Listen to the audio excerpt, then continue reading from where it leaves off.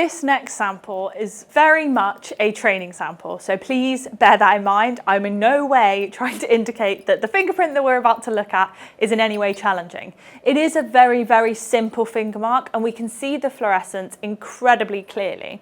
However, there could be situations where the fingerprint may well not be as good, and the fluorescence that's coming from the background may well interfere a little bit more with what we're seeing. So this is more to demonstrate the way we can combine different techniques to get the best results. So what I'm going to do is just quickly take an image of this finger mark using basic yellow. So I've set up the blue light and the filter that I require. And I'm just going to change the exposure slightly and capture that finger mark. So hopefully you're able to see what I mean about how this is a pretty perfect fingerprint. In fact, it's one of my fingerprints and it is perfect. However, if the fingerprint maybe wasn't as clear, the fluorescence that is resulting from the red text in the background could interfere a little bit more with that print. And what it can also do is distract your eye a little bit. So what I'm hoping to demonstrate is just using reflected UV if maybe the results that we're getting from our fluorescence aren't exactly what we want. So if the results that we're getting from our super glue and BY40 aren't giving us maybe the clarity that we want, or we've got something like text interfering with our fingerprint, it's not necessarily taking away from the quality of the mark, but it can distract your eye or make the fingerprint a little bit harder to photograph.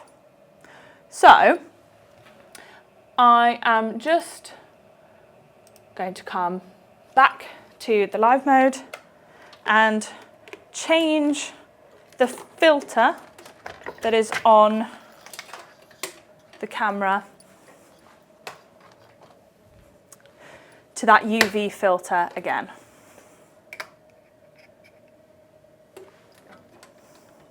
So that, once again, we are able to see this mark. Now, when we look at this finger mark, it's just easier to see. And actually, were we to have approached this from a different angle and maybe just used reflected UV, maybe prior to using the dye stain, we probably wouldn't have gone anywhere near that dye stain, because we can see the clarity of that finger mark perfectly, and it almost looks like it's sitting on top of the surface. So if I capture that image once again. So if we look at these images side by side, yes, they are both perfect fingerprints, and anybody would be able to photograph these ones effectively. But I did just want to demonstrate that sometimes you maybe need to think outside the box a little bit, and if one of your tried and true techniques isn't working, on the DCS, there's always a whole host of other techniques that we can try to implement to maybe change the results that we're getting from our tricky fingerprints, or more accurately, challenging backgrounds.